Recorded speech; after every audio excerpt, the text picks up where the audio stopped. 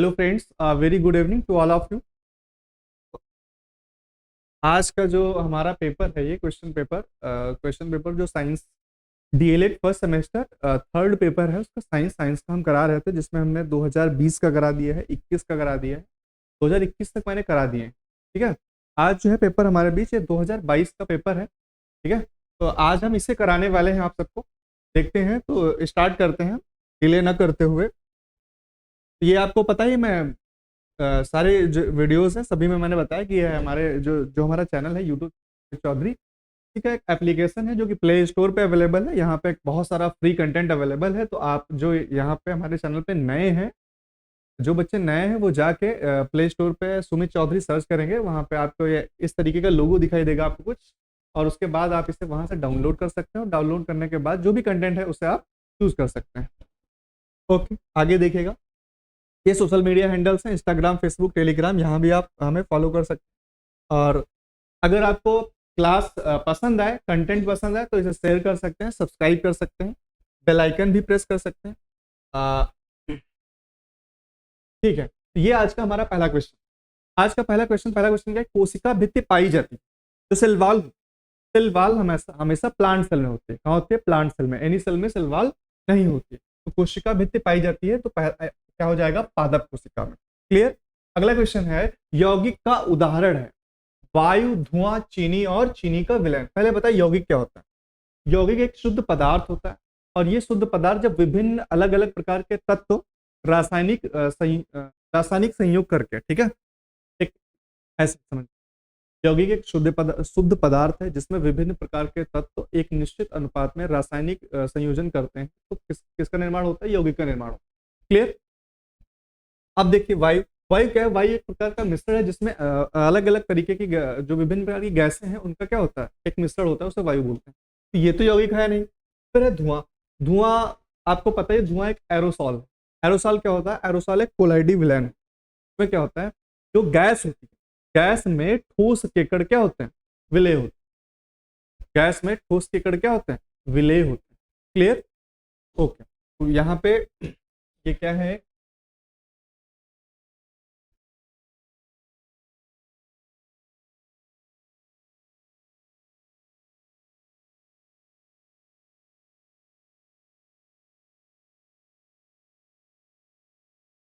Collide लिख लें।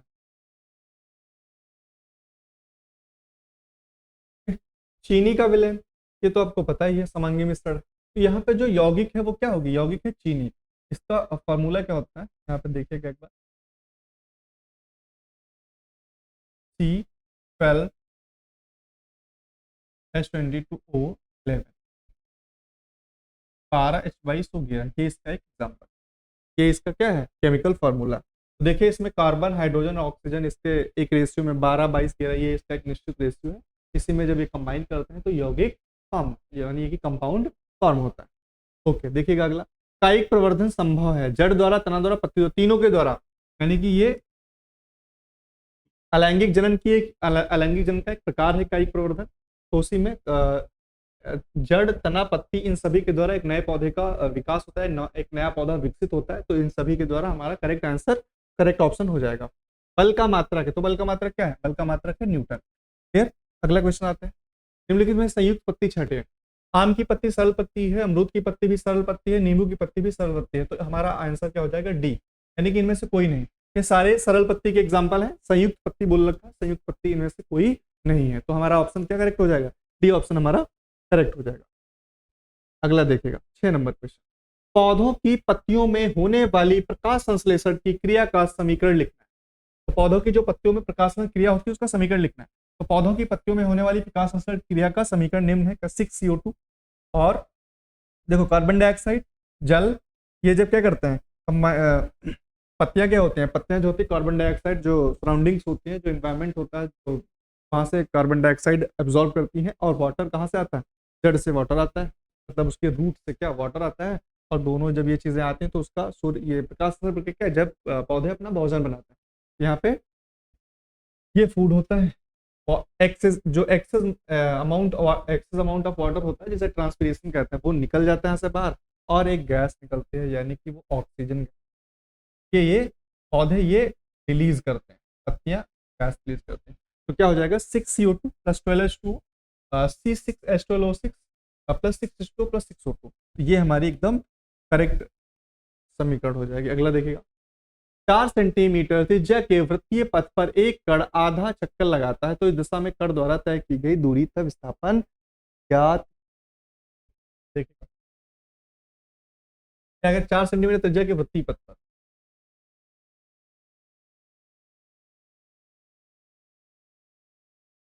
4 centimetre, इसकी त्रिज्या कितनी, 4 सेंटीमीटर। एक कण आधा चक्कर लगाता है, मान लो कोई कण है यहाँ पे,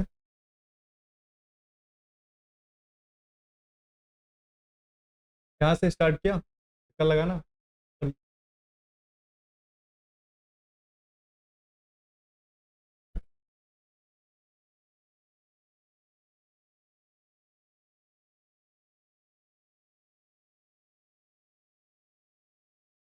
ये चक्कर लगाना स्टार्ट किया, लगाते लगाते लगाते लगाते आधा यहाँ तक आ गया। अब बताओ अगर ये पूरा कवर करता तो इस सर्कल जो ये वृत्त है, सर्कल जो है इसकी सरकमफ्रेंस के बराबर डिस्टेंस कवर करता, लेकिन आधा लगाया है तो हाफ सर्कम, आधी जो आधी परिधि होगी वृत्त की, आधी परिधि। ठीक है, तो यहाँ पे आते हैं, वृत्तीय पथ की त्रिज्या क्या है, 4 सेंटीमीटर है। आपको पता है वृत्त की परिधि यानी कि सरकमफ्रेंस ऑफ सर्कल क्या होती है, 2πr, और 2πr का आधा क्या हो जाएगा, कंप्लीट क्या होती है, परिधि क्या होती है, परिधि होती है 2πr, लेकिन उसने कितना लगाया, आधा, अर्धवृत्त की परिधि,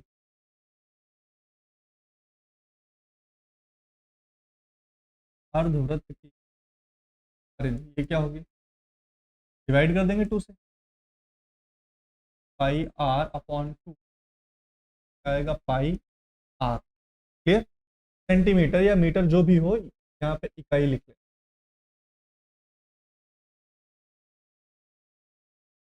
4 सेंटीमीटर में होगा सेंटीमीटर, मीटर में होगा तो मीटर। आगे देखते हैं, उस ये हुआ आधे चक्कर में तय की तो पाई आर होगी। अब पाई की वैल्यू क्या होती है आपको पता है, यहाँ से हम निकाल लेंगे, पाई की वैल्यू दे रखी है 3.14 होती है, और समथिंग आर, आर क्या दे रखा है 4, क्या आएगा 12.5,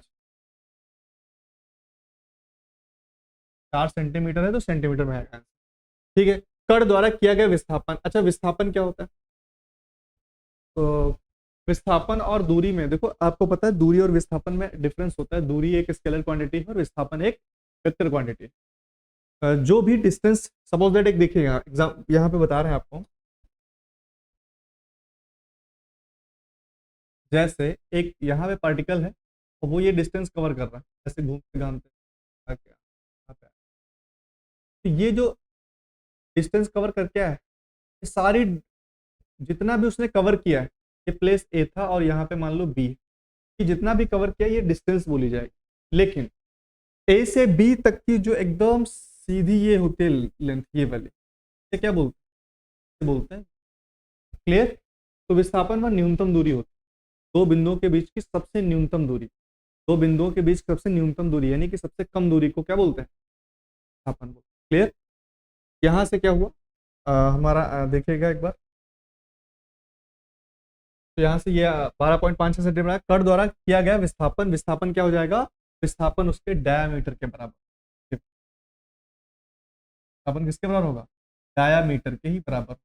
डायामीटर क्या होगा, 4 त्रिज्या थी तो डायामीटर क्या हो जाएगा, डायामीटर हो जाएगा 8 सेंटीमीटर, यानी कण द्वारा आधे चक्कर में विस्थापन 2r के बराबर होगा। 2r मतलब ये व्यास होता है, व्यास हमेशा त्रिज्या का 2 गुना होता है। क्लियर, 2 गुणे 4 8 सेंटीमीटर हमारा करेक्ट। आगे देखिए,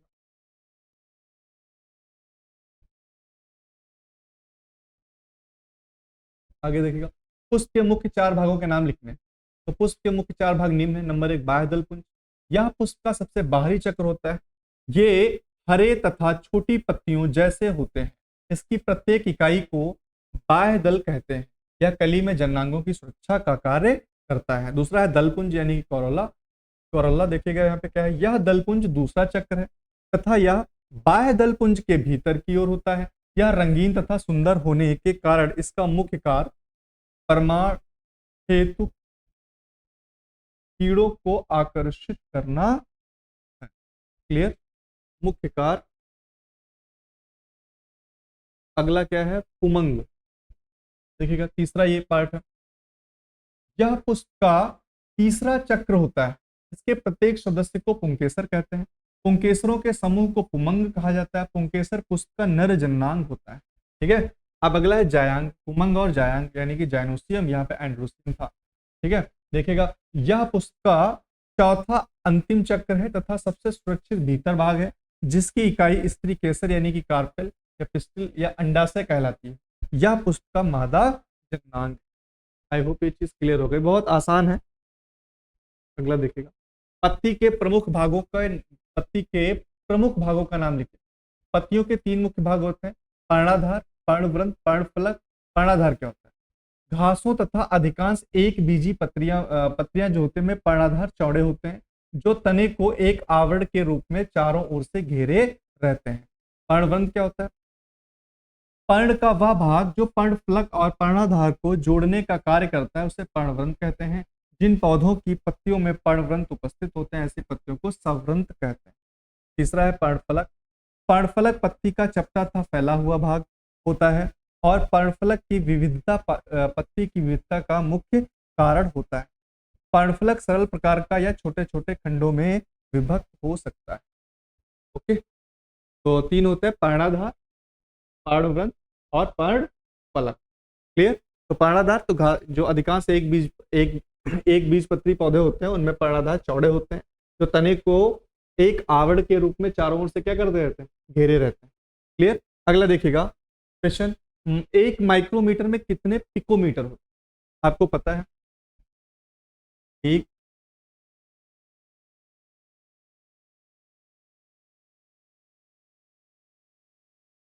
माइक्रोमीटर जो होता है 10⁻⁻⁶ मीटर के बराबर होता है, और एक पिकोमीटर जो होता है वो 10⁻⁻12 मीटर के बराबर। क्लियर। अब आपको यहाँ से देखेगा 10⁻⁻12 को हम 10⁻⁻6 यहाँ से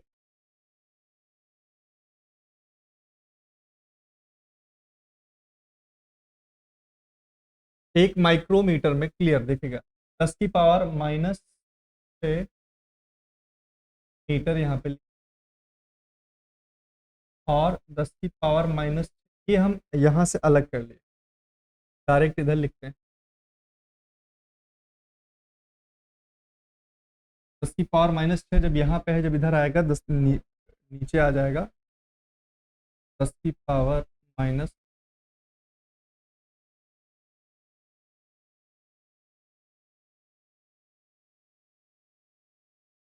10⁻⁻6 ऊपर जाएगा तो क्या हो जाएगा 10 प्लस का मीटर। क्लियर। और 10⁻⁻6 मीटर किसके बराबर होता है? एक माइक्रोमीटर।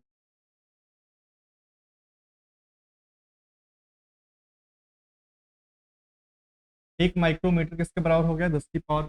क्लियर। तो यहाँ से देख सकते हैं एक पिकोमीटर 10⁻⁻12, एक micrometre 10⁻⁻6 metre, 1 micrometre upon 1 picometre is equal to 10⁻⁻6 upon 10⁻12। 10 जो -12 है, जब ऊपर जाएगा तो प्लस का हो जाएगा, तो बेस इक्वल है, पावर्स ऐड होंगी, -6 + 12, तो -6 और +12 प्लस का 6 आएगा। ये हमारा आंसर हो जाएगा। अगला क्वेश्चन आते हैं, देखते हैं। बेलन की लंबाई तथा वृत्त के व्यास मापने के लिए किस यंत्र का उपयोग किया जाता है? बेलन की लंबाई तथा वृत्त के व्यास मापन के लिए किस यंत्र का उपयोग किया जाता है? देखते हैं। तो बेलन की लंबाई तथा वृत्त के व्यास मापन के लिए वर्नियर कैलिपर्स यंत्र का उपयोग किया जाता है। वर्नियर कैलिपर क्या होता है? यह एक प्रकाश का माइक्रोमीटर, एक प्रकाश का माइक्रोमीटर। प्रकाश क्या है?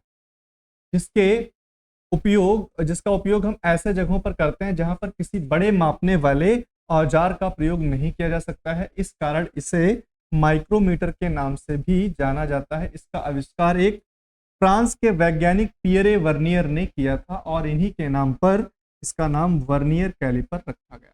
क्लियर।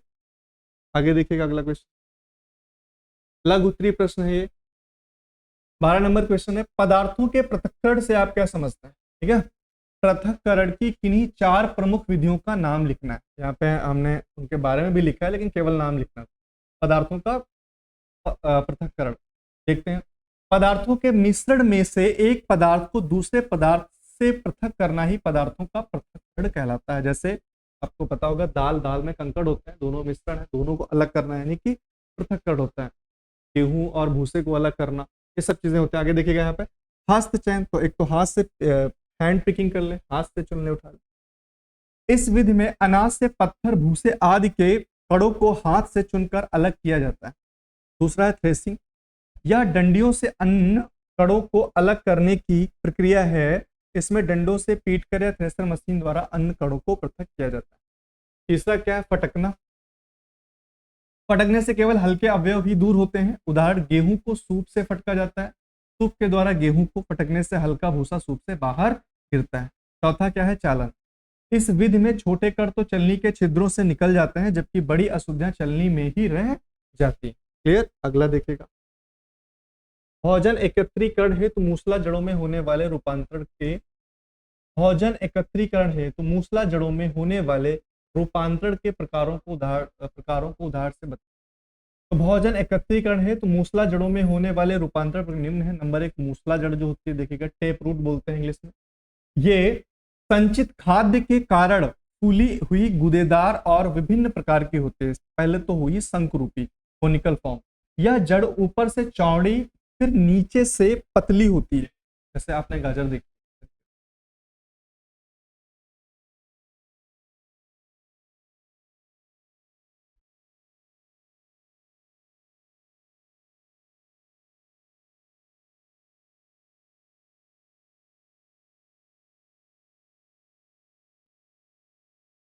यह जड़ ऊपर से चौड़ी फिर नीचे से क्या पतली होती जाती है, जैसे गाजर।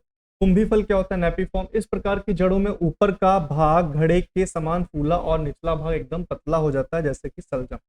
आपने ये देखा होगा।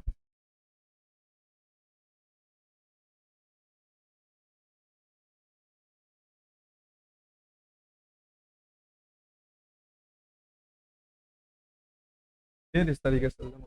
बाकी आप यहाँ से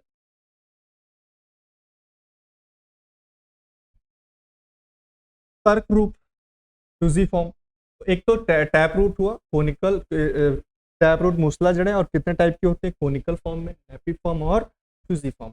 इस प्रकार की जड़ मध्य से फूली हुई, परंतु दोनों सिरों शीर्ष पर था आधार पतली हो जाती है, जैसे मूली। मूली का जो रूप होता है वो तर्क रूप होता है।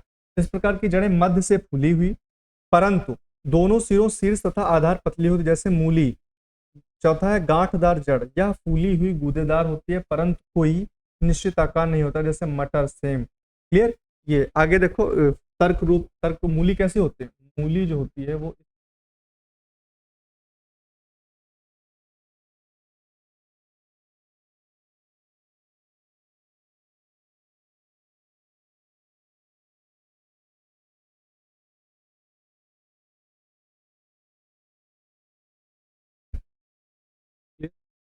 आगे देखिएगा, ये हो गया हमारा क्वेश्चन।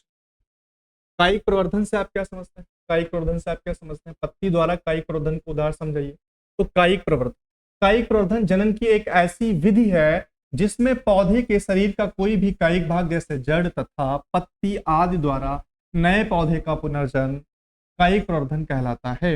मतलब कायिक प्रवर्धन जनन की एक ऐसी विधि है जिसमें पौधे के शरीर का कोई भी कायिक भाग, जैसे जड़, तना, पत्ती, जैसे जड़ तथा तना, पत्ती आदि द्वारा नए पौधे का पुनर्जन्म, यानी कि पुनः उसका विकास कायिक प्रवर्धन कहलाता है। कायिक प्रवर्धन के उदाहरण निम्न है। अजूबा, ठीक है, ब्रायोफाइलम के पौधे में पत्तियों के किनारों से पादप काय उत्पन्न होते हैं, जो मात्र पौधे से अलग होकर मात्र मात्र मात्र पौधे, पता है, जो मदर प्लांट होता है, पौधे से अलग होकर नए पौधे को जन्म देते हैं। आलू, पोटैटो। आलू के कंद में उपस्थित पर्व संधियां, नोड्स जो होते हैं, कायिक प्रवर्धन में सहायक होती हैं। पर्व संधियों में कलिकाएं स्थित होती हैं तथा प्रत्येक कलिका नए पौधे को जन्म देती है। आपने आलू तो देखा होगा, ऐसे आलू भी नहीं होता है इस तरीके।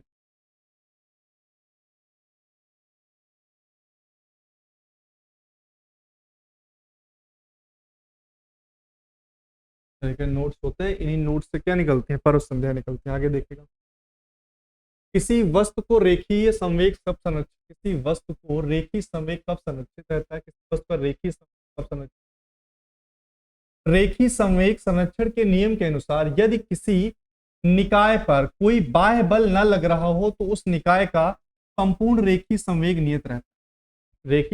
रेखीय संवेग संरक्षण का नियम है वो क्या कहता है, यदि किसी निकाय पर कोई बाह्य बल न लग रहा हो तो उस निकाय का जो संपूर्ण रेखीय संवेग होता है वो संरक्षित या नियत रहता है। माना किसी निकाय पर F बल डेल्टा टी समयांतराल पर लगाया जाता है तो उसके संवेग में परिवर्तन क्या होता है, delta P, change in momentum change in time, ठीक है, हो जाता है। न्यूटन की गति के द्वितीय नियम से F क्या होता है, delta P upon delta T. यदि F बाह्य बल 0 हो तो जो चेंज इन मोमेंटम टाइम होगा वो भी क्या हो जाएगा, 0 हो जाएगा, और 0 हो जाएगा, ये एक नियतांक हो जाएगा, यानी कि कोई चेंज नहीं होगा। ये डेल्टा पी का मतलब है संवेग में परिवर्तन।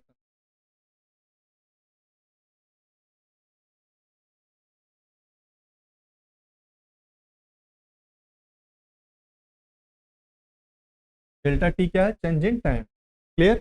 जब बल क्या है, 0 है, कोई बल ही नहीं लगाया गया है, बल नहीं लगाया गया तो डेल्टा पी अपॉन डेल्टा, यानी डेल्टा पी यानी जो चेंज होगा वो क्या रहेगा, 0 रहेगा, और पी क्या होगा, नियतांक होगा। अगला क्वेश्चन है 16 नंबर, तत्व तथा यौगिक में अंतर लिखिए। तत्व क्या होता है, यौगिक क्या होता है, लिखना है। चलिए, नंबर 1, तत्व एक ही प्रकार के परमाणु से बने होते हैं। तत्व जो होते हैं जैसे hydrogen, oxygen, helium, neon, argon, krypton, xenon, radon, ये सब क्या है, ये तत्व है। और यौगिक क्या होते हैं, विभिन्न तत्वों के परमाणुओं से बने होते हैं। जैसे यौगिक विभिन्न तत्वों के परमाणुओं से बने होते हैं। इसमें अगर एग्जांपल लिखेंगे आप, इसमें लिखना है तो लिख लीजिए, जैसे hydrogen, helium, beryllium, boron, carbon, ये सब क्या है, हाइड्रोजन, ऑक्सीजन, और यहाँ पे एल्यूमिनियम, ऐसे लिख सकते हैं आप। और इसी के साथ यौगिक क्या होते हैं, यौगिक विभिन्न तत्वों के परमाणु से बने होते हैं। जैसे जल, वाटर, वाटर में अलग अलग जो तत्व हैं उनके परमाणु से, हाइड्रोजन और ऑक्सीजन 2:1 यानी कि 2:1, 2:1 में क्या हुए, जुड़े हुए हैं, इसीलिए क्या हुआ, ये यौगिक है। तत्व को विभाजित कर कोई नया तत्व प्राप्त नहीं किया जा सकता। यौगिक को विभाजित कर नया तत्व प्राप्त किया जा सकता है। अगर इसको अलग करें तो हाइड्रोजन अलग और ऑक्सीजन अलग हो जाएगी, लेकिन तत्व और विभाजित नहीं होगा। तीसरा पॉइंट है, तत्वों के सूक्ष्म कण उनके परमाणु होते हैं। तत्वों के सूक्ष्म कण क्या होते हैं, उनके परमाणु होते हैं। यौगिक के सूक्ष्मतम कण उनके अणु होते हैं। चौथा पॉइंट है, अभी तक ज्ञात तत्वों की संख्या 119 है, इसमें 98 जो है वो नेचुरल है और 20 क्या है, मतलब इंसान ने, मैन मेड। यौगिक लाखों की संख्या में उपलब्ध है, सही कर लीजिएगा। अधिकांश तत्व प्राकृतिक रूप में पाए जाते हैं। यौगिक प्रकृति में भी पाए जाते हैं तथा अनेक यौगिक प्रयोगशाला में भी बनाए जाते हैं, ठीक है। ये अधिकांश तत्व जो होते हैं वो प्राकृतिक रूप में पाए जाते हैं, जैसे 119 तत्व अभी तक ज्ञात हैं, जिसमें से 98 क्या हुए, वो नेचुरल यानी प्राकृतिक है, और जिसमें से 20 क्या है, 20 मैनमेड है। और यौगिक जो होते हैं वो क्या होते हैं, यौगिक प्राकृतिक में भी पाए जाते हैं और प्रयोगशाला के अंदर भी बनते हैं। यौगिक लाखों संख्या में है, तत्वों की संख्या फिक्स है, लेकिन यौगिक जो है उनकी संख्या फिक्स नहीं, लाखों की संख्या में यौगिक। यौगिक के सूक्ष्म कण उनके अणु होते हैं, लेकिन तत्वों के सूक्ष्म कण उनके परमाणु। आगे देख, 17 नंबर क्वेश्चन, दोलन तथा कंपन गति में उदाहरण सहित आंसर क्या है, दोलन गति क्या है, जब कोई वस्तु साम्य स्थिति के इधर उधर गति करती है तो उस वस्तु की यह गति दोलन गति कहलाती है। दोलन एक तरह की आवर्ती गति है, मैंने अभी बताया था।